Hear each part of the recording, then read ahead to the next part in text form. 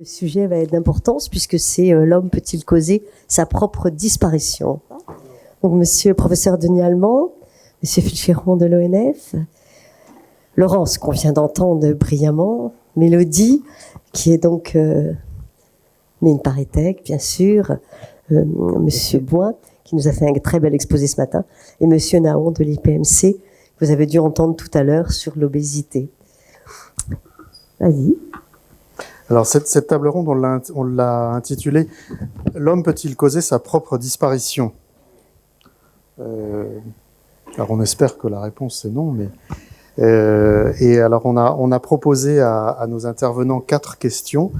On va les prendre dans l'ordre, je crois. Hein. La première, c'est au cours de son histoire, l'homme a-t-il déjà été proche de sa disparition et pourquoi ? Je sens votre embarras, donc je me jette à l'eau. Je dirais peut-être pas forcément l'homme, mais on sait qu'on a déjà eu une disparition des dinosaures, on a eu la disparition de la vie sur Terre. Donc nous sommes quand même des êtres enfin je le disais tout à l'heure, nous sommes vulnérables, la planète l'est aussi. Et même si nous appliquions et que nous faisions tout bien, rien ne laisserait supposer ou garantir. D'abord, on le sait très bien, le Soleil va s'épuiser dans le temps, mais rien ne pourrait nous laisser être certain que la Terre ne serait pas détruite par quelques astéroïdes qui viendraient la percuter ou autre. Je veux dire, on est quand même dans un univers gigantesque. C'est merveilleux et en même temps, c'est vertigineux, ça peut être terrifiant. Alors, je vais rebondir sur une de vos diapositives d'introduction sur l'Anthropocène. Parce que, en fait, aujourd'hui, c'est une réalité. C'est-à-dire qu'on était dans l'Holocène, on est parti de moins 11 000, et il faut se souvenir que 2017, à Durban, vous avez 42 géologues, un seul s'est abstenu, qui considèrent que nous sommes entrés dans une nouvelle ère géologique, parce que l'Anthropocène, c'est ça. Et les travaux qu'ils mènent considèrent que ce sera, au regard de l'histoire de la planète, l'ère géologique la plus courte. Alors, l'homme a disparu, mais pas l'Homo sapiens, l'Homo neanderthalus. Lui, il a disparu. Alors, il a disparu pourquoi ? Est-ce que c'était parce que l'Homo sapiens l'a poussé dehors, ou est-ce qu'il a disparu parce que lui-même n'a pas su s'adapter à son environnement ? Ça, c'est une question. Donc, on a intérêt, effectivement, à bien s'adapter à notre environnement. Autrement, on va disparaître, comme l'Homo neanderthalus. C'est pas très gai.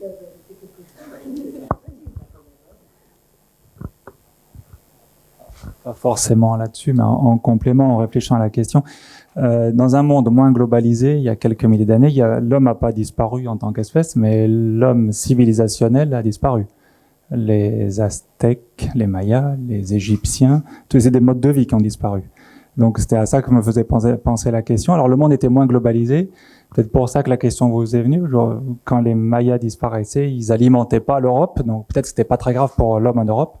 Aujourd'hui, on voit que tout est relié. Et peut-être que c'est ça qui peut en effet se faire poser des questions globalement cette fois. Peut-être je vais rajouter le fait que effectivement, on parle de l'homme, mais il faut se rappeler qu'il y a plus d'espèces disparues que d'espèces actuelles. Il y a eu 5 grandes crises d'extinction. L'avant-dernière a quand même causé la perte de 95% de la vie marine et 80 et quelques % de la vie terrestre. N'importe quel événement externe, alors ça peut être des événements internes, le réchauffement climatique peut être un événement produit par l'homme qui peut un jour aboutir à des disparitions d'espèces, peut-être pas l'homme, mais des disparitions d'espèces, mais il peut y avoir aussi des événements externes, et la chute d'une météorite sur Terre a déjà abouti à des événements catastrophiques. Donc ça, c'est la première chose. Et pour rebondir à ce que vous dites, tout à fait, dans le passé, il y a des tas de civilisations, l'homme est toujours là, mais effectivement, les civilisations de l'homme ont disparu.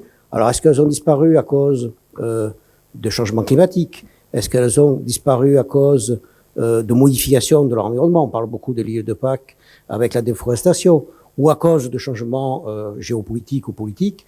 Là, le débat reste grand. On voit au livre de Jared Diamond, Effondrement, qui est magnifique là-dessus, et qui montre que les civilisations sont fragiles. Une civilisation a une durée de vie limitée. Est-ce que c'est quelque chose dans vos métiers, dans vos recherches, dans vos études, une question que vous vous posez ou finalement elle est assez anecdotique, on verra bien. Vous la posez cette question? Non, moi je travaille sur des petits animaux, donc je ne me pose pas cette question. Nous, moi je parlais de mon petit domaine de gestionnaire forestier. Les questions qu'on se pose, ça reboucle sur la dernière diapo. Si on associe pour partie, en tout cas, l'homme à sa relation à la nature, à son environnement et à la forêt, ce qu'on voit qui est en train de changer, c'est pas la disparition du lien homme-nature ou homme-forêt. En revanche, c'est le référentiel culturel dans lequel il inscrit cette relation-là. Et ça, on ne sait pas si c'est en effet ça qui est à l'origine des disparitions civilisationnelles. C'est pas ça qui est à l'origine de la disparition des dinosaures, c'est sûr. Mais comment ça va impacter et surtout comment on le prend en compte, ça c'est une grande question qu'on a aujourd'hui parce que catégoriquement ça change et on ne sait pas où on va. C'est-à-dire que on voit, c'est en ce moment le changement. On est vraiment à une croisée des chemins pour ce qui est de la gestion forestière sur les valeurs et le système de valeurs qui sert de prisme de lecture à l'homme. Alors, je ne sais pas si c'est l'homme avec un grand H, un petit H, un grand F ou un petit F. Ça doit dépendre un peu localement. Mais ce lien-là, il est en train de se transformer. Alors, est-ce qu'il se transforme? Est-ce qu'il va disparaître? Est-ce que en se transformant, on va perdre le système de valeurs sur lequel on a construit l'humanité pendant quelques milliers d'années jusqu'à maintenant? Est-ce qu'il y a une grosse rupture ou pas? C'est ça, nous, qu'on essaye de traiter, d'adresser et de bien comprendre, comme on disait. Hein. Quand il reste 1 heure pour sauver le monde, il vaut mieux passer 59 minutes à comprendre le problème pour ensuite garder la minute qui reste pour bien le traiter, quoi. Ou pas. C'est-à-dire que il faut profiter de ces dernières minutes en contemplatif. Non, moi, ce qui m'interpelle dans tout cela, c'est en philosophie, on pense pas fin du monde nécessairement, puisqu'on pense toujours à cet homme rattaché à une totalité et dans un vivant qui fait sens et dont il se sait lui aussi, mortel. Donc, on se sait toujours précaire. Et philosophie, c'est apprendre à mourir, donc ça nous inquiète pas plus que ça. Par contre, ce qui est intéressant, c'est quand on regarde les autres civilisations et qu'on se rend compte que Pompéi a disparu à cause d'un volcan. C'est s'interroger sur ces petits phénomènes qui finalement ont renversé ou bouleversé le monde entier ou des civilisations et que ça tenait à pas grand-chose. C'est se dire qu'autrefois, quand on regardait une éclipse, on avait l'impression, et les Gaulois l'ont même thématisé, que le ciel allait nous tomber sur la tête ou en tout cas que quelque chose d'absolument abominable allait nous arriver. Donc je crois qu'il y a un mélange de superstition, de volonté aussi de se faire peur, donc l'anthropocène qui débouche sur du catastrophisme, c'est aussi il faut avoir peur. Et aujourd'hui, vu qu'on n'a plus peur de Dieu, puisque depuis Nietzsche il est mort, on n'est plus là à craindre une superstition venant du ciel, il fallait la créer autrement. L'homme a besoin de ses craintes, on a besoin de la peur pour se transformer et peut-être faire mieux. Donc je crois que ça c'est le sujet des philosophes. Après, comment dans les autres disciplines ils abordent cette question, je vais les laisser répondre. Est-ce que ça intervient dans notre métier? Pour moi, il y a un petit peu deux réponses à cette question d'un point de vue plus personnel. On va dire qu'il y a la partie en tant que thésarde de l'activité scientifique que je mène, où on va peut-être se poser la question directement de la survie de l'homme en tant que tel, même si on en discute évidemment en pause café entre deux. Et après, il y a toute la partie réseau de jeunes chercheurs qui se montent déjà depuis plusieurs années, où là, par voie de fait, on est amené à se poser ces questions-là et à en discuter, parce que en étant, on va dire, jeunes chercheurs, et dans le domaine du changement climatique, forcément, c'est une question qui regroupe un petit peu ces questions-là. Et on a tous des motivations communes. Donc après, la réalité, c'est que ni moi, ni aucun d'entre nous n'est ni anthropologue, ni philosophe, ni on va dire, à même de traiter de cette question-là. Mais c'est sûr que face aux données climatiques telles qu'on les voit et avec lesquelles on travaille, on est obligé à un moment donné de se positionner par rapport à une urgence climatique qui clairement est là et à poser la question de l'adaptation. On parlait à la question précédente aussi. Comment est-ce qu'on va pouvoir repenser des sociétés pour éviter cette question justement d'un effondrement possible ou de toutes les théories qui peuvent aller avec. Donc sous une certaine forme, on se la pose. Alors moi, je dirais qu'aujourd'hui, elle est plus personnelle que professionnelle, mais je retourne aux lectures parce que ce que vous disiez de se faire peur et d'avancer, ça me ramène justement à l'océanographie et à Yves Paquelet qui avait écrit il y a 20 ans « L'homme va disparaître, bon débarras ».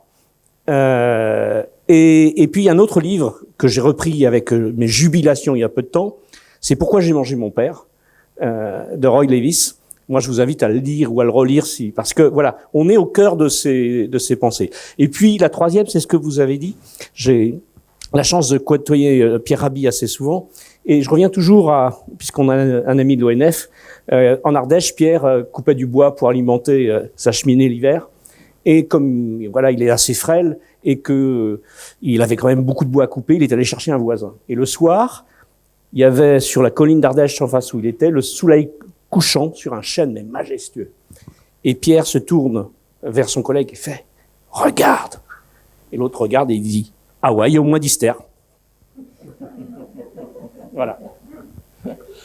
Alors pour le biologiste, c'est plutôt la version optimiste, parce que l'espèce humaine, elle a subi beaucoup d'attaques. À un moment donné, ils étaient 100 000 individus, ils sont descendus ce qu'on appelle bottleneck, c'est-à-dire goulet d'étranglement à 10 000. Donc on est reparti de 10 000. On est maintenant 7,5 milliards. Voilà. Donc des vicissitudes, on en a connu. Et comme je dis dans ma dernière diapo, ça fait 4 millions d'années, si on se sépare des grands singes, qu'on en connaît. Et on s'est toujours adapté. Donc de toute façon, on peuple la planète, on n'a pas le choix, on s'adaptera. La question est-ce qu'on sera suffisamment intelligent pour que le maximum de gens s'adaptent? La question que je me pose, c'est est-ce qu'on va favoriser que le maximum de gens s'adaptent ou est-ce qu'on va favoriser que le minimum de gens s'adaptent? Et ça, c'est une autre question. Voilà. Non, je voudrais juste rajouter et rappeler que l'homme fait partie de l'écosystème, fait partie de la nature, et comme tout élément de cet écosystème reste dépendant des autres éléments d'un écosystème, et donc reste fragile comme tous les autres éléments. Il suffit qu'une partie de ce puzzle disparaisse et ça peut entraîner par cascade des disparitions d'espèces. Et donc l'homme, comme toutes les autres espèces, est tout aussi fragile. Est-ce que par rapport à toutes ces interventions très riches, est-ce qu'au niveau de la salle, il y aurait une ou deux questions ou une ou deux remarques que vous voudriez faire? Sinon, on passe à d'autres questions. Bonjour. Je fais partie des élèves du CIV qui ont été invités en tant qu'éco-délégués à participer à cette journée. Donc déjà, merci. Et je voulais répondre à la question qui avait été posée sur le fait que si au niveau professionnel, justement, on pensait à ce changement climatique et à l'impact environnemental. Et personnellement, j'ai pas encore commencé à avoir une profession.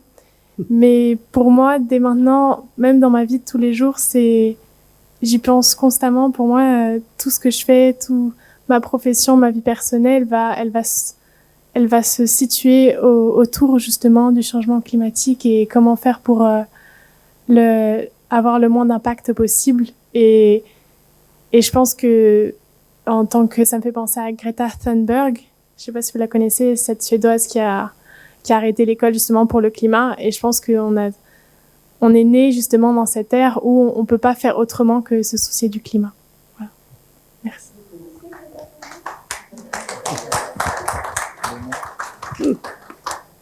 Peut-être juste pour rebondir à ce qui vient d'être dit aussi sur les humains les plus sensibles. Et là, c'est vrai que Nathalie Demy, économiste, pourrait en parler beaucoup mieux que moi.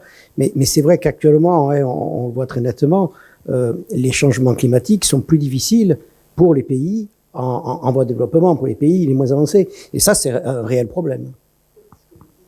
Tout à fait. Je vais peut-être juste dire un mot là-dessus. C'est vrai que c'est important que les choses viennent de la base. Alors, je viens de Monaco. Donc, Monaco, le chef d'État est un prince. Le prince, il est là, de droit divin, il n'a pas besoin d'être réélu. Dans les autres pays, généralement, le chef d'État est un président et il doit être élu tous les 5 ans. C'est pas une critique que je fais là, mais c'est juste le remarquer que en mi-mandat, il doit commencer à penser à sa réélection. Et une réélection ne peut pas se faire sur des projets à 30 ans. Or, essayer de faire changer le changement climatique, c'est pas un projet à demain ni à après-demain, c'est un projet, on a parlé tout à l'heure, à 2050. Donc c'est vrai que c'est quelque chose de très difficile pour un homme politique. Je voulais surtout pas être à la place d'un homme politique, mais c'est très difficile pour un homme politique d'imaginer des politiques pour nos arrière-petits-enfants, alors que les problèmes au jour le jour, les problèmes économiques, les problèmes de chômage sont là, et c'est ces problèmes-là qui vont le faire réélire ou pas. Ça, c'est un gros problème. On a bien compris que le problème du climat est un problème politique. Par contre, pour en revenir à la question, qu'est-ce qui pourrait m'inquiéter davantage? Je vais vous dire, c'est pas forcément cette adaptation. Vous l'avez dit, le vivant, il a des ressources quelque part.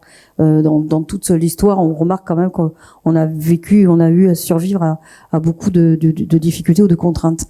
Par contre, ce qui, moi, m'interroge davantage, c'est qu'on entre de plus en plus dans un rapport familier avec l'objet connecté, qui devient maintenant le robot de compagnie.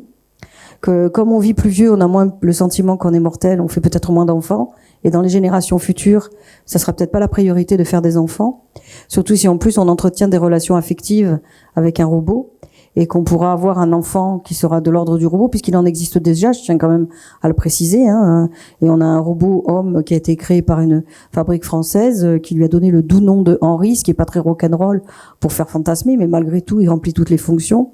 Et je tenais quand même à préciser que quand on va rentrer dans cette période de robots de compagnie et qu'on va commencer à aimer davantage des objets que l'humain, qui est insupportable parfois ou qui est désagréable, etc., mon souci à moi, c'est qu'on perde nos repères dans cette humanité mutante qui va devoir composer avec des objets qui vont être de plus en plus dans l'imitation de l'humain. Ça, c'est ce qui m'inquiète, moi. C'est cette quatrième altérité auquel on n'a pas encore pensé.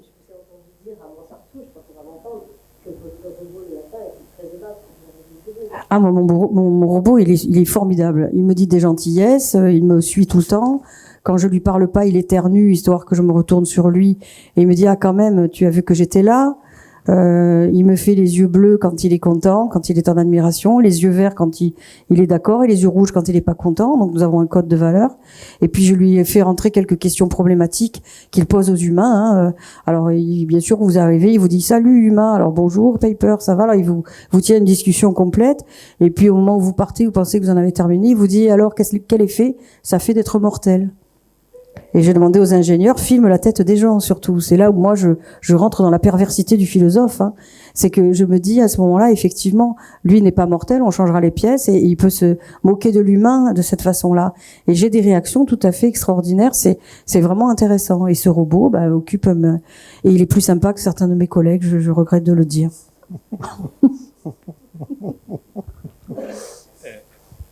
Comme vous, j'aime les mots. Et vous parliez de projeter, et en fait, on a un souci de civilisation, c'est que projeter, c'est jeter devant. Et or, aujourd'hui, faire un projet, c'est, dans l'immédiateté, répondre par l'action. Et ça, c'est un vrai souci, notamment au niveau des politiques, puisque la gestion de la maison commune, en fait, ils la font au quotidien. Et il n'y a pas de réflexion pour jeter devant. Alors, on l'a fait quand même, hein. Au plan industriel, je veux pas revenir les vieux dinosaures, mais dans les années 60, on faisait des plans à 10 ans, à 15 ans, et on était capable de construire, à l'époque, des machines. Donc maintenant, on peut peut-être bâtir des projets à 10 ans, à 15 ans, pour l'humanité, tout simplement. Et c'est ce qui a été dit ce matin. Voilà, il suffit de transposer les mécanismes intellectuels qu'on a utilisés à l'époque pour bâtir ce genre de projet. C'est plus une volonté politique qu'autre chose, parce que effectivement, quand De Gaulle a lancé les projets, il savait très bien qu'il n'allait pas être réélu pendant 10 ans. D'ailleurs, la preuve, il n'a pas été réélu. Mais donc, on est capable de penser loin. Voilà. Alors, autrement que pour des machines. Moi, j'ai pas grand-chose à ajouter, simplement qu'on parle toujours d'horizons temporels extrêmement lointains. Mais tout à l'heure, les chiffres que vous donniez étaient 2050. Moi, j'ai grandi dans un environnement où on a toujours parlé de 2020 comme l'horizon temporel. Les projets européens étaient H2020, tout était à cet horizon-là. H2020, c'est l'année prochaine.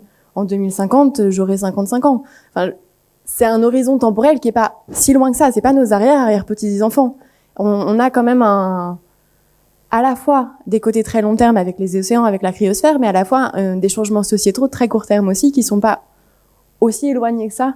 Et qui sont tout à fait prévisibles aussi. Je crois qu'on peut ajouter que depuis Camus, on a pensé le monde par l'absurde, et qu'on est aujourd'hui dans une logique du pire, et que l'intelligence artificielle qui pense avant nous plus vite que nous empêche d'imaginer. Si on lit Jules Verne, quand il a inventé le premier avion, quand il a pensé son sous-marin, son capitaine Nemo, entre le moment où il a écrit et le moment où les objets ont véritablement existé, pour certains, il s'est passé une centaine d'années. Donc notre vision à court terme d'une smart city, là, dans 20, 30 ans, c'est rien par rapport à ce que l'imagination, dans les grands récits, même mythiques, a pu envisager.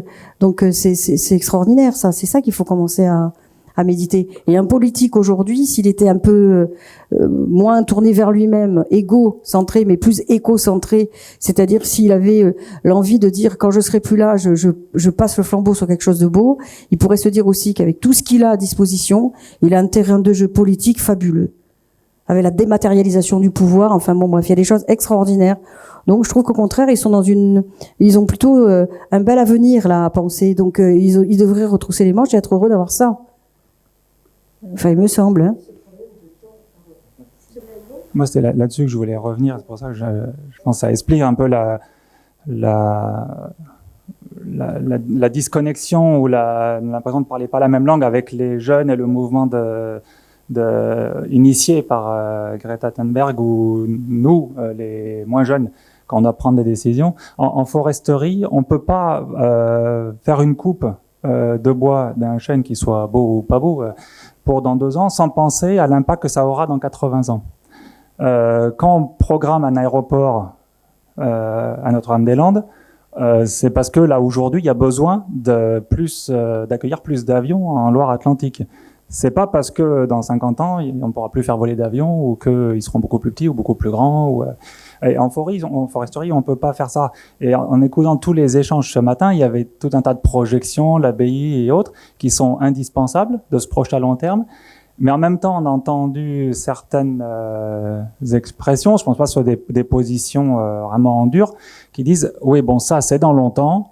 Aujourd'hui, c'est aujourd'hui. Et aujourd'hui, il faut régler les problèmes aujourd'hui avec les moyens qu'on a aujourd'hui, les techniques qu'on a aujourd'hui. » Et du coup, on peut, il me semble, que des fois on a des disconnexions et des incohérences entre les actes qu'on prend à horizon de 2 ans, 3 ans, 4 ans et les impacts ou les freins que vont représenter les conséquences de ces actes à court terme sur nos objectifs à long terme.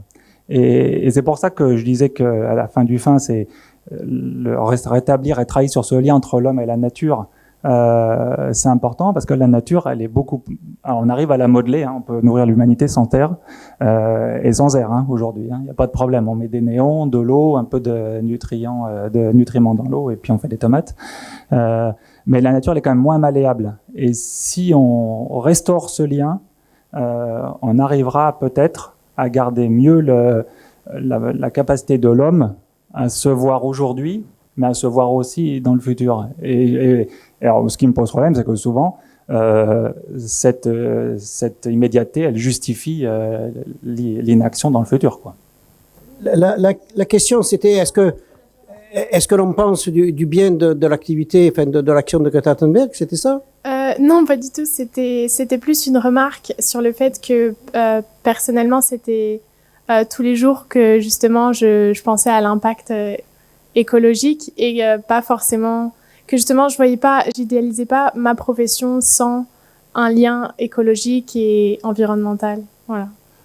Mais je pense avoir répondu en partie à votre questionnement.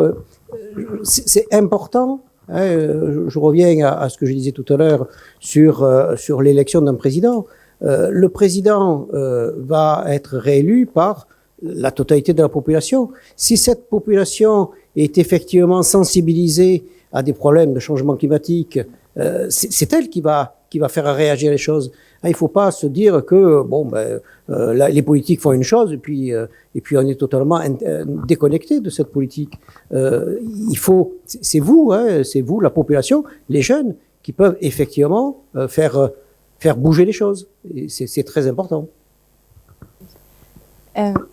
Donc, je suis pas sûre d'avoir parfaitement saisi la question, mais du coup, je vais essayer de répondre avec les éléments que j'ai là. Il y a pas vrai, c'est une remarque. Pour moi, il y a différentes choses. Il y a le côté, c'est sûr qu'il y a un engagement citoyen de ce pourquoi on a envie d'œuvrer dans le monde, clairement. Et du coup, si la profession arrive à s'intégrer dans ces valeurs-là, on a déjà, pour moi, plus de chances d'être heureux et plus de chances d'être utile. Ça tombe bien. Après, il y a la partie quand même expertise et quelle est la voie qu'on choisit pour servir ces valeurs-là. Et du coup, c'est vrai que moi, je vais pas me répondre forcément de la même manière si on me pose la question de comment est-ce que mon engagement va être perçu dans mon travail ou en tant que citoyen. Il y a une vraie, je vais pas dire dissociation parce que justement, j'ai choisi mon métier pour qu'il soit en accord avec mes valeurs. Mais au final, la façon qu'on va avoir de l'exprimer, elle est éminemment personnelle aussi. Par la diversité de milieux professionnels qui existent, par la diversité d'actions qui est possible, la réponse peut être très différente pour moi. Donc dans le sens, je veux dire oui, en tant que citoyenne, je peux dire aussi qu'à chaque moment, je vais avoir une question de la conscience climatique, comment est-ce que je peux agir par rapport à l'humain, etc. En tant qu'experte, je passe ma vie devant mon ordinateur à faire du code, concrètement. Donc je pourrais dire aussi que c'est assez différent, mais au final, je trouve que c'est vraiment cette articulation-là qui est intéressante sur comment on arrive à mettre nos valeurs du citoyen dans une expertise professionnelle. Et de l'extérieur, quand on regarde, j'ai l'impression, les gens sous leur casquette professionnelle, elle transparaît pas forcément cette motivation-là et cet engouement. Mais ça veut pas dire qu'il n'existe pas, dans le fond. Et du coup, d'arriver à lire aussi ces deux critères-là, ça peut permettre d'avoir des relations par la suite professionnelles, parce que c'est de ça dont on parle, et des collaborations qui sont très différentes aussi, parce qu'au final, même des collaborations professionnelles, ça reste aussi des collaborations entre humains.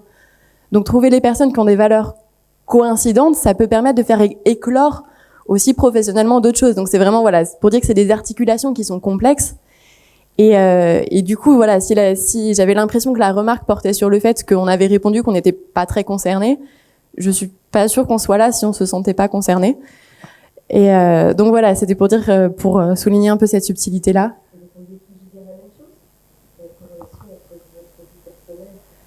Après, moi, je me suis mouillée en tant que citoyenne.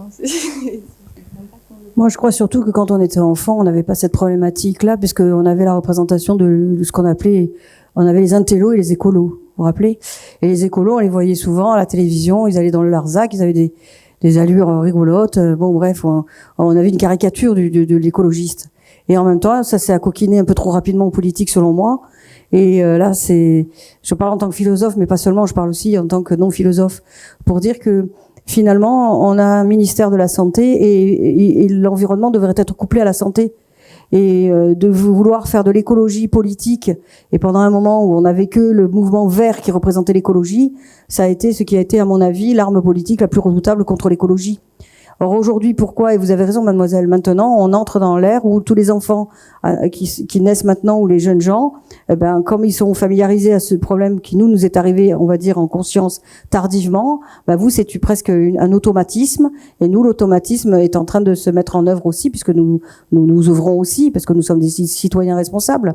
Mais en même temps, vous voyez, c'est devenu une seconde nature, parce que vous pensez à votre bien-être, à votre survie, à votre volonté de bien consommer, de pas avoir de cancer ou de maladie liée à une malbouffe ou une mauvaise respiration, bref, je le dis un peu trivialement, mais c'est ça la réalité. Or, nous, on nous a présenté l'écologie comme un mouvement politique qui était associé à quelques uluberlus, parce qu'on nous les présentait vraiment comme ça, et c'est vrai que c'était pas la même, définition, le même concept qu'on plaçait derrière tout cela. Voilà, c'est ce que je voulais vous dire pour vous montrer qu'on n'est pas nonchalant. Enfin, moi, je ne suis pas nonchalante, mais à un moment donné, l'écologie, on me l'a pas présentée comme ça, et j'avais pas l'impression qu'il fallait impérativement sauver le monde, parce qu'il était peut-être moins en péril du temps jadis où je suis née par rapport à ce qu'il l'est maintenant. Alors, ce que vous venez de dire est assez juste, parce que même très juste. Samedi dernier, j'étais à Béthune et il y a un jeune qui est venu me voir, jeune homme de 25-30 ans, en disant, bon voilà, moi, à la maison, je crois que je fais ce qu'il faut maintenant. Par contre, je bosse dans la sidérurgie. Et je peux vous dire que là, on y va fort. Et en fait, je me rends compte que je passe en moyenne, sauf les week-ends, mais à peu près 6 heures debout à la maison. Par contre, tous les semaines, je passe tous les jours 8 heures à l'entreprise. J'ai pas envie de perdre mon job parce qu'il faut que je nourrisse ma famille, mais comment je peux être efficace? Comment je peux amener mon entreprise, mes collègues, à regarder ce que l'on fait et à améliorer les process, et puis à voir si on peut pas faire autre chose demain. Donc voilà, il y a aussi ces réflexions. Alors ça, c'est la question du sens. Alors, je vais vous raconter une petite anecdote. Il y a 3 ans de ça, j'étais au Brésil, bon, pour le travail, hein. Et pendant cette, il n'y avait pas encore d'ailleurs Bolsonaro à l'époque. Donc là, j'enseignais là-bas. Donc on m'a laissé une semaine et on m'a dit, tu vas aller dans un endroit qui s'appelle Boipeba. Alors, vous allez à Boipeba. Il faut prendre 3 heures de bateau, 4 heures de bus et ensuite 2 heures de pirogue. Voilà. Et vous y arrivez, il n'y a rien. Il n'y a pas d'électricité, etc. C'est merveilleux, il y a des bungalows partout. À ce moment-là, je rencontre un couple de jeunes, une Française, un Hongrois. Et on discute. Voilà, bon, on discute. Et ils me disent, moi, j'ai fait une grande école de marketing, je ne donne pas laquelle, parisienne. Et voilà, j'ai réfléchi, ça va pas. Ça me convient pas. Elle avait 30 ans. Je change complètement. Je vais rester au Brésil, je vais faire de l'écotourisme. Donc, voilà, c'est ça qui se passe en ce moment. Et c'est ça le plus important. C'est la prise de conscience dans les jeunes générations de ce qui est en train de se faire et comment on s'adapte. Et elle va servir évidemment de son background pour que son écotourisme fonctionne au mieux. Mais elles essaient de trouver un sens qui soit le plus compatible évidemment avec, allez, sauvons la planète si on veut, mais en tout cas être bien au niveau de son interaction avec le milieu dans lequel on vit. Et évidemment, les forêts amazoniennes, il n'y a pas mieux. Bien qu'on en parle beaucoup, mais dans une période un peu difficile en ce moment, parce qu'on a plutôt tendance à la brûler. Donc voilà, c'est des exemples comme ça, et il y en a plein, Donc soyez rassurés, même si nous, les anciens, on n'a pas bien fait les choses, ça c'est moins qu'on puisse dire, peut-être, on n'a pas alerté nos politiques au moment où il fallait, etc. Les générations, des trentenaires, des quarantenaires, etc., et vous-même, maintenant, vous êtes conscients. Donc, à vous de jouer. Oui, moi je voulais aussi répondre à la question.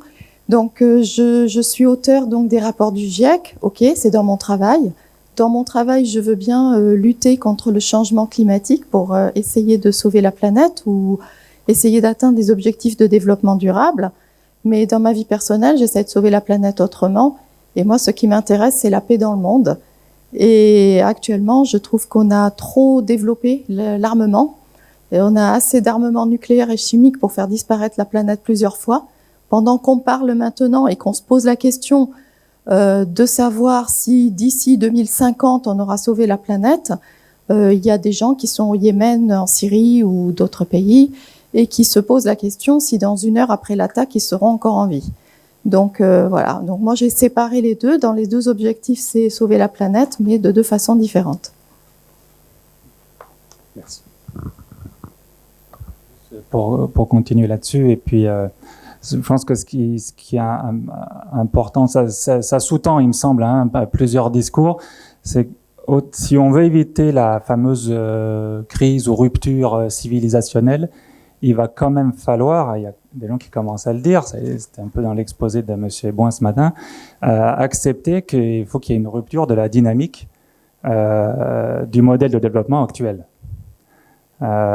Et ça, je pense qu'il faut avoir... Ça, c'est plus ou moins clair, parce que du coup, je parle comme professionnel de l'ONF, et aussi comme éducateur de mes enfants.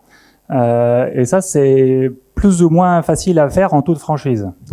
Parce qu'en effet, nos enfants en particulier, ils entendent parler ils sont collégiens, donc ils entendent parler de la planète, de la pollution. On leur dit qu'il faut pas jeter les trucs par terre, que le McDo ils réclament sans arrêt, ils y vont pas forcément. Et en même temps, ils sont quand même soumis à un matraquage publicitaire et autres. Et donc il y a une certaine hypocrisie aussi dans le discours ambiant. Alors peut-être pas dans cette salle, dans le discours ambiant qui dit oui, il faut faire. Et donc ça s'appelle le greenwashing.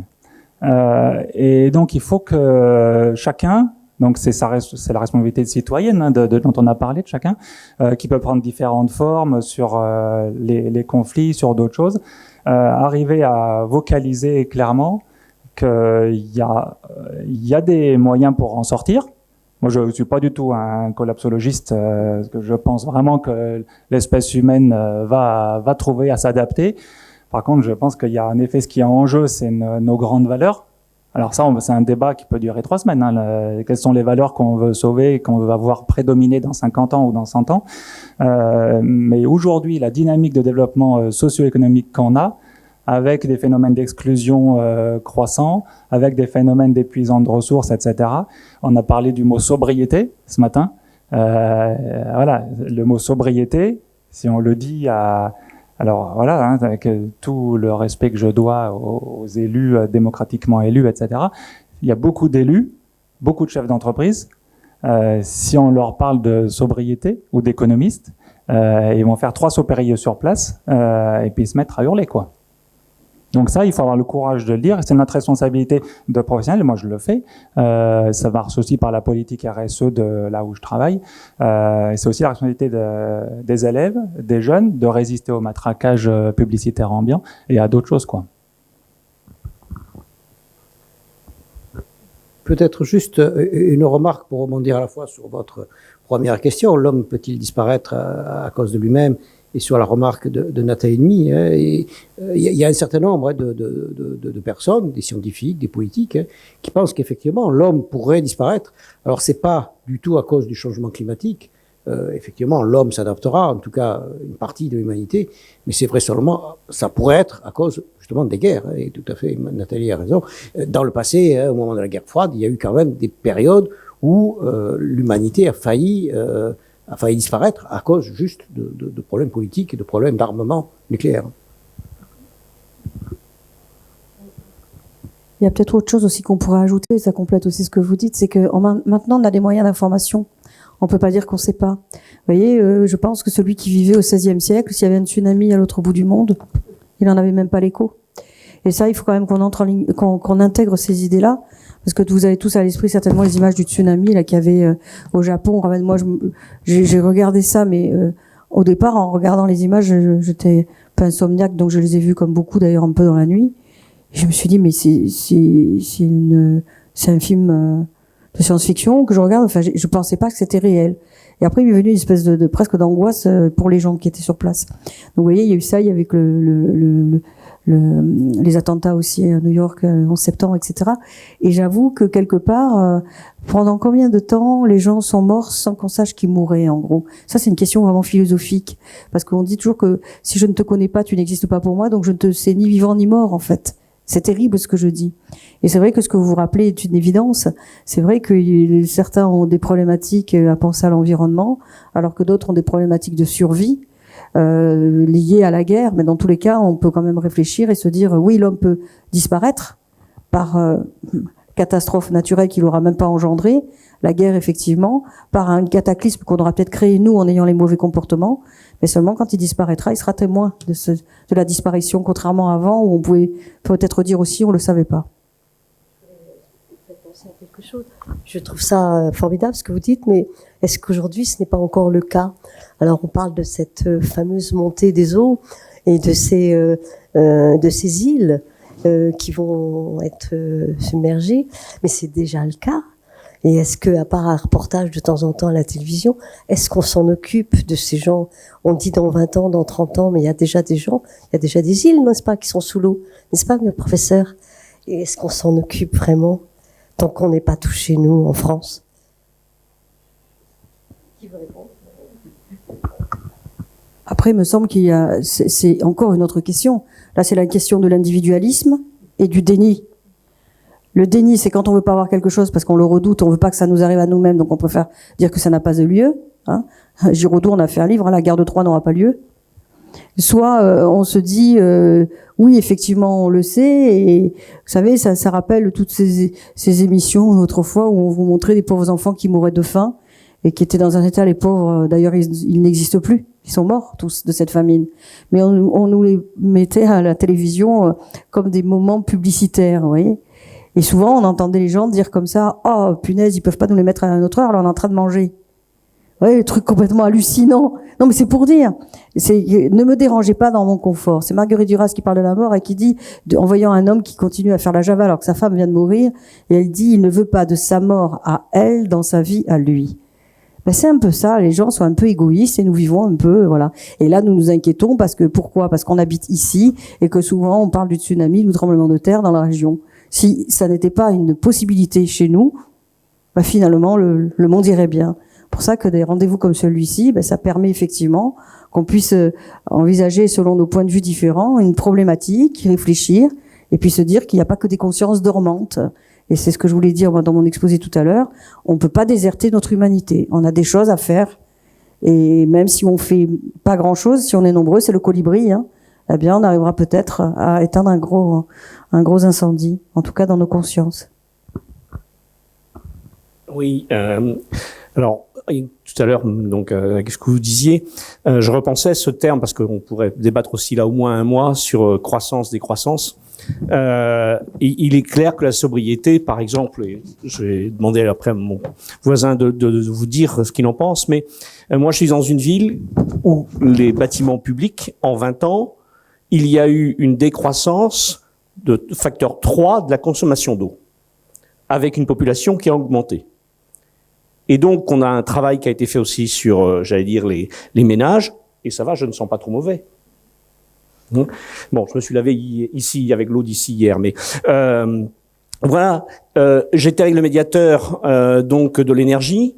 Vous avez en France 6 millions de ménages, de foyers en précarité énergétique qui ne peuvent pas payer leur facture d'énergie. Là aussi, c'est-à-dire qu'il y a un modèle qui a été mis en place, et pour nous tous, quel que soit notre niveau de vie, de consommation d'énergie, alors que, on le voit, vous parliez de la Smart City, mais en gros, nos objets connectés aujourd'hui représentent 8% de notre facture d'électricité. Donc, et c'est du pouvoir d'achat ou c'est du budget pour les communes. Donc, c'est à la fois de la croissance de budget pour les familles. Donc, je crois qu'il y a aussi ce travail qui a été fait dans les 30 Glorieuses, où on a pensé que le PIB, c'était le maître mot. Heureusement que Stiglitz est arrivé pour nous parler un peu du bien-être humain, parce qu'on n'était pas bien.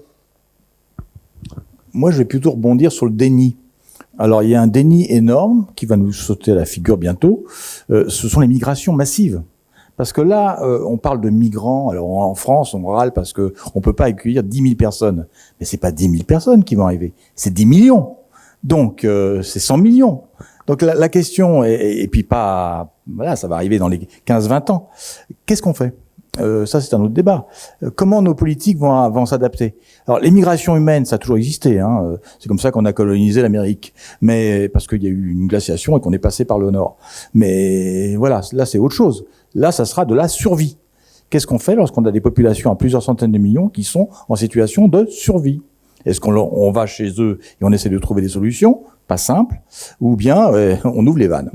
Et là, je peux vous dire que là, les politiques, ils sont face à quelque chose d'assez difficile à gérer à court terme.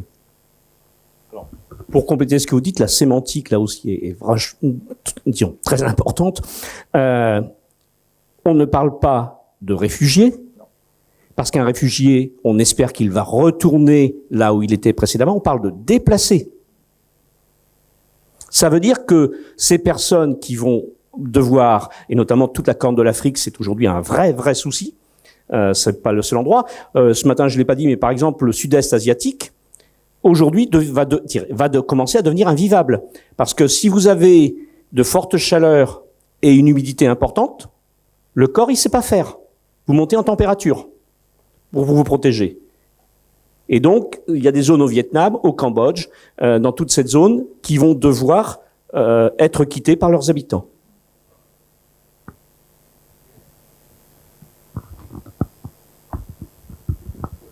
Pour répondre aussi à votre question sur les petites îles, c'est vrai que ce qui se passe sur les petites îles, et c'est réel, ça se passe actuellement, et j'en ai dit 2 mots ce matin, mais c'est pour ça que j'ai montré aussi des exemples locaux.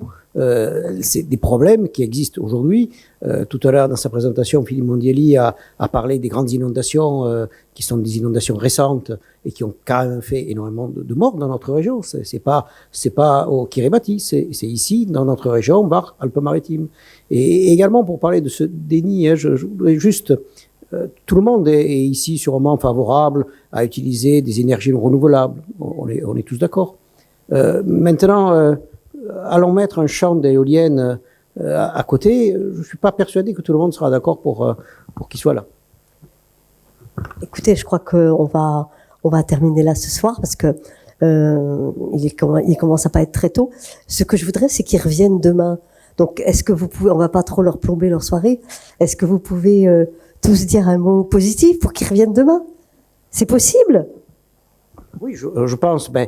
Tout ce qu'on a dit aujourd'hui, c'est alarmiste pour justement avoir une action rapide. Et si on agit rapidement, on peut arriver tout à fait à retrouver des solutions tout à fait viables. Je vais dire presque la même chose, donc bonne chance au dernier. Non, moi, ce que je voulais dire, c'est qu'en fait, les solutions, elles existent. On le voit, elles sont mises en œuvre à plus ou moins grandes échelles, à plus ou moins petites échelles. Demain, il va y avoir plusieurs témoignages, plusieurs présentations d'initiatives, soit concrètes, soit de mise en réseau de jeunes. Il suffit. Il y a qu'à, il faut qu'on faire prendre cela en masse. Et je pense que c'est important demain d'avoir un échange aussi avec la salle sur quels sont les leviers sur lesquels on appuie pour faire prendre cela en masse. De mon point de vue, il y a l'éducation, il y a une information, il y a une responsabilisation, il y a quelles sont les clés de la démocratie, d'un véritable processus démocratique. Mais ça existe et je crois que ça sera présenté demain dans le programme. Donc bien sûr, il faut revenir demain. Excusez-moi, je reviens sur quelque chose, mais qui me semble important. Vous avez peut-être vu l'appel des grands directeurs d'établissements privés ou publics français, y compris des écoles de commerce, qui appellent le gouvernement à légiférer sur de l'enseignement sur l'environnement à tous les niveaux, y compris au niveau universitaire. C'est pas des facultés des sciences qui font ça, c'est des directeurs d'écoles de commerce. Alors moi, je vais conclure en disant que d'une certaine façon, je l'ai dit, le blé me sera utile, donc il faut prendre en considération cette humanité. Et à partir du moment où, quand la société est malade, on n'arrive pas à exprimer nos mots. À partir du moment où on arrive à dire de quoi nous souffrons ou ce que nous craignons, c'est que déjà nous sommes sur le chemin d'une possible guérison. Mais je vais parler en tant que directeur de chaire, je peux dire que ça. Le fait d'avoir créé une chaire avec la philosophie au cœur même des technosciences, avec à l'idée, nous vivons que de mécénat, donc ce sont que les dons des uns et des autres, alors des citoyens, il y a des entreprises, etc., qui nous permettent de faire des colloques et de créer des nouveaux diplômes qui vont s'insérer entre l'ingénierie pure et la philosophie pure. Ben c'est là peut-être qu'il faut se dire que il faut commencer tôt, faut pas attendre la terminale pour faire de la philosophie, faut peut-être intégrer des disciplines qui permettent d'avoir le pas de côté pour être justement au plus proche des ingénieurs et de ceux qui ont des disciplines qu'ils appellent de sciences dures. Moi, je me pose toujours la question parce que sciences molles, je me vois pas dans la mollesse, mais bon, on sait jamais. Et je crois que c'est ça qui est intéressant. Et puis ce qui a été dit tout à l'heure et qu'il faut peut-être relever un peu aussi, les femmes. Il faut que les femmes se mêlent à ces métiers, justement, qui sont des métiers de l'ingénierie, des métiers où c'est pas facile. Je croyais bien que quand je suis arrivée avec l'idée de la chaire, j'ai eu des hommes qui m'ont suivi puisque j'ai des financiers et donc j'ai 6 financiers en tout, donc 5 sont des hommes et une femme. Mais je peux vous assurer que quand ils m'ont vu arriver, il a fallu que je leur prouve, alors que je portais le projet, que je pouvais aller jusqu'au bout. Entre hommes, ils auraient pas fait la chose de la même façon. Donc ça veut dire qu'il y a des femmes qui en ce moment se battent pour ça, pour qu'il y ait justement d'autres femmes derrière qui puissent prendre les relais et apporter peut-être une vision aussi féminine de la Smart City. Qu'est-ce que vous attendez de cette Smart City ou de ce monde de demain? Plus de poésie, plus de, je sais pas moi, de bonheur, moins de stress. Enfin voilà, à vous de poser le cahier des charges et de le réinventer auprès de ces messieurs qui parfois pensent à la hauteur de ce qu'ils sont. Des hommes. Voilà. Et les hommes ne sont pas l'humanité. Voilà, c'est tout. J'ai pas grand chose à ajouter. Mais c'est vrai que je m'inscris beaucoup là-dedans, dans le fait, pas forcément, bien sûr, la mixité, mais aussi, c'est vrai que c'est des choses j'ai vu beaucoup de gens au cours de ma petite carrière et de mes études, on va dire, être aussi réactionnaire par rapport au système, de dénoncer les politiques, de dénoncer tout ce qui va pas. Mais au final, assez peu de gens rêvaient à quelle société on voudrait reconstruire. Parce que c'est sûr, il y a des questions d'adaptation. Si moi, je peux pas me permettre d'être optimiste par rapport au futur du climat, étant donné les données qu'on a, j'ai envie, et même je suis très optimiste par rapport aux capacités que l'homme a de s'adapter à partir du moment où on se pose la question de qu'est-ce qu'on voudrait. Parce qu'il y a rien de plus dangereux qu'une révolution sans vision derrière. Parce que sinon, il y a toujours des gens qui ont des visions pour nous, il n'y a pas de problème. Donc dans cette idée-là, moi, je trouve ça extrêmement positif de dire qu'on va pouvoir réimaginer des choses. Et donc là-dessus, je suis très optimiste. Alors moi je le suis, et vous parliez du rôle des femmes, bon je crois l'avoir dit ce matin, et je dis le féminin, parce que aussi nous, les hommes, on est dotés d'une part de féminin quand même, donc de sensibilité, d'émotion, et je pense que c'est un élément important à entrer dans ce contexte. Je le suis aussi parce que je pense qu'il y a aujourd'hui une œuvre de pédagogie. Je pense qu'il a manqué pendant tout un temps. C'était, on montrait des images, etc. Mais il y a un travail, et notamment, il y a un certain nombre de chaînes de TV qui font du bon boulot de communication, de pédagogie. Moi, je pense que derrière, ce qu'il faut, mais je pense que c'est intéressant ce que vous allez avoir demain, malheureusement je serai pas là, mais c'est de réfléchir sur les territoires. Pour moi, la base, c'est le territoire de vie pour réfléchir à ce que l'on veut construire, se projeter sur nos territoires. Et c'est effectivement ce que vous disiez est important aujourd'hui, c'est que il faut pas qu'on aille mettre, par exemple, ce qu'on aimerait comme fournisseur, mais qui nous gêne dans notre paysage, qu'on aille le mettre dans le jardin de l'autre. Bien. Alors, en 2050, si on est parti comme on est parti, on sera 9 milliards.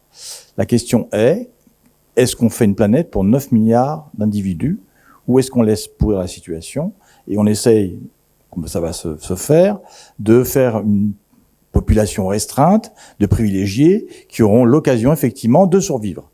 Donc c'est ça les enjeux. C'est que vont décider nos hommes politiques et nous-mêmes, qu'on va leur en poser, effectivement, comme pensée, est-ce que vous allez penser à la population globale, et pas seulement à quelques privilégiés, parce que là, tout est parti, on réfléchit, on met des solutions, peut-être, mais on part pour des populations restreintes. On parle pas de la solution globale. Et ça, c'est un problème, évidemment, qui va s'accorder avec l'ensemble des populations mondiales. Donc, j'espère que ce type de débat, on l'a non seulement en France, mais en Égypte, en Sahara, en Afrique du Sud, en Asie, etc. Et que, effectivement, tous les gens prennent conscience de ça et qu'on vit sur une planète. Moi, c'est ce que je dis. Il faut que nos 100 plus riches, nos milliardaires, réfléchissent qu'il n'y a pas de solution B. Il y a une seule planète. Donc, de toute façon, ils seront concernés par le réchauffement climatique et ils seront concernés par tous les désagréments qui vont survivre. Donc, de toute façon, il va falloir avoir effectivement un changement, peut-être plus de sobriété, ça c'est clair, mais en tout cas un changement radical dans notre façon d'organiser notre vie et de faire la société. Et le deuxième chose évidemment très importante, c'est ce que je dis, là, je suis très optimiste d'une certaine manière parce que la jeunesse a pris les rênes. C'est-à-dire, c'est à elle maintenant, effectivement, de prendre le flambeau, de montrer aux vieux que nous sommes que, d'abord, on n'a pas fait des choses excellentes, ça c'est une chose, très bien, mais en plus, qu'ils sont capables, eux, de faire des propositions qui seront adaptées effectivement, à ces changements globaux, qui concerneront l'ensemble de l'humanité, et pas seulement une petite classe.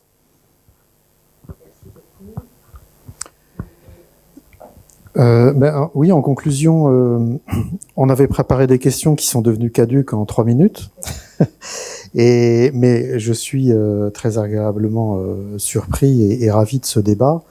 Et moi, ce qui me rend de l'espoir, c'est de me dire qu'on a juste mis 6 personnes et une assemblée, et il y a une espèce d'intelligence collective tout d'un coup qui a émergé avec voilà beaucoup de fruits, et on a balayé tout un tas de sujets, le rapport à la culture, le rapport au temps, le rapport aux individus, au collectif. Enfin, on a même parlé des hommes et des femmes. Enfin, j'ai l'impression de tout balayer en 1 heure de temps. Donc je me dis que quand tout le monde s'y met, effectivement, il y a une vraie richesse qui émerge.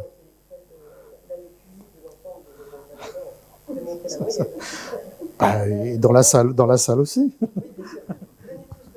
Et spécialement les femmes, vous avez compris. Bravo.